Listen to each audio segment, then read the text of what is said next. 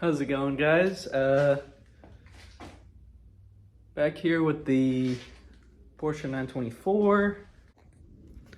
As you can see, got a little bit of stuff that's changed since I last updated y'all. Unfortunately, I forgot I'm doing a vlog series. Kind of important, but been doing some work on it. Got the car on jack stands now. And we've got big list of sort of our to-do things on the car. Sort of just trying to organize this process. So first thing we have to do is get the car running. There's something going on with the fuel system. Just trying to diagnose everything. Timing belt needs to get done, and we got a bunch of vacuum lines that are, what is even going on? So we got that to do. Clutch and brakes definitely need to be bled because there is currently no brake fluid in the system. So we're gonna have to fill it up and bleed it.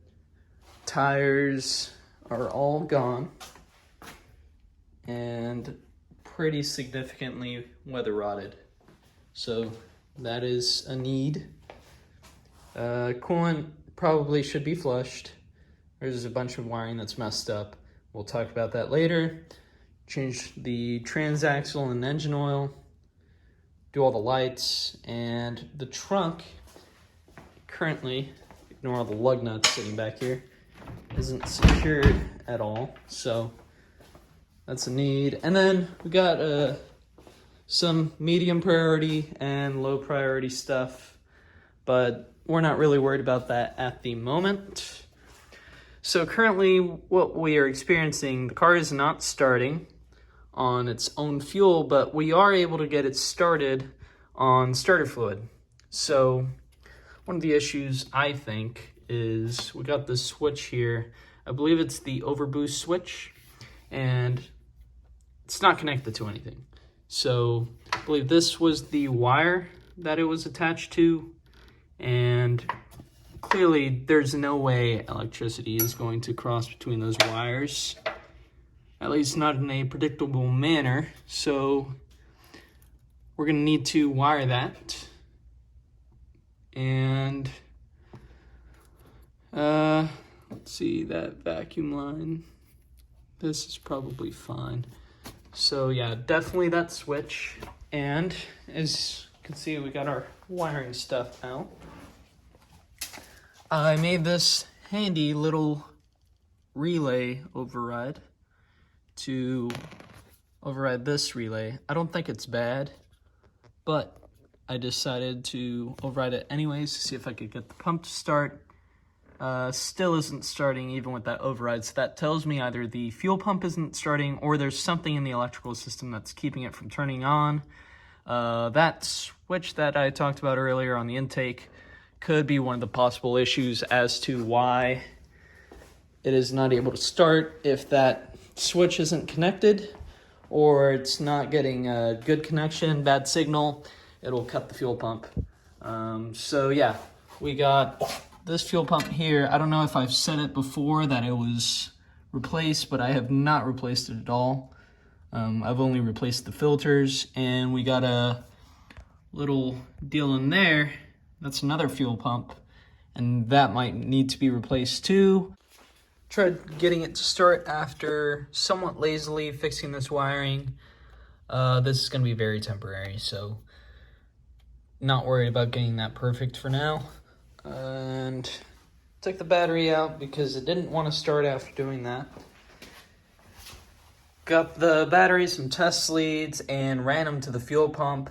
Fuel pump made no noise, so I think what I'm gonna have to do is drain the tank, unfortunately, because I've already done it before. And then we're gonna remove the fuel pumps, take them over to the table, test them, and hopefully we have some luck. But I'm really just hoping that the pumps don't start at all, because that would be a much much more finite answer to what's going on with the car. And I'll just have to bite the bullet on some fuel pumps. What I'm gonna do if I confirm that the pumps are bad is probably ditch the 2-pump system and opt for one more powerful fuel pump, because this sucks. And we'll just do an inline pump because the intake pump kind of sucks. I don't know why it's there. We'll replace it with a strainer. So, all right, so we got all the fuel drained. There's a bunch of crap in the tank that left residue in here. Should have wiped it off after, but we did end up cleaning a little bit of junk out of the tank. Now all the fuel's in here. So I'm going to run to Home Depot and grab a 36mm socket for this big boy right here. After driving to AutoZone, 18 minutes later, no, it's been more. It's been like 30 minutes. Finally got a socket that fits this huge nut. Let's go.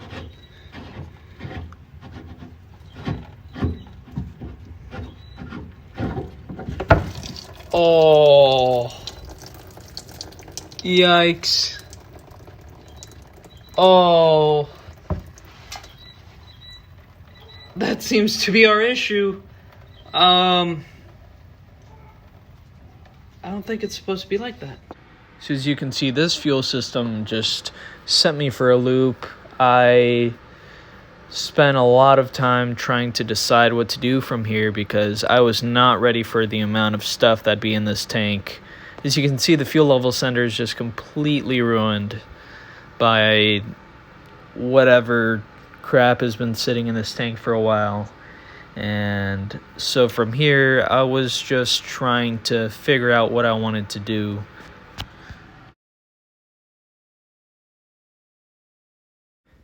So first I decided to take out the rear hatch, and I needed to reseal this hatch anyways, so figured while I was at it, just do everything at once. I just want y'all to see, look at all this junk that's here. We've got some work to do. Something that's cool though, that this didn't come with the car. Came with the car. Got a dash mat here, and we also have the original top bag or case. So obviously this was all concerning, so I took a little bit of a break from the car, and I even forgot to upload all of this footage that I took. I will post the plan I've come up with as far as what I want to do with this car. So I thank y'all very much for watching, and I thank y'all for your time. I will see y'all in the next video.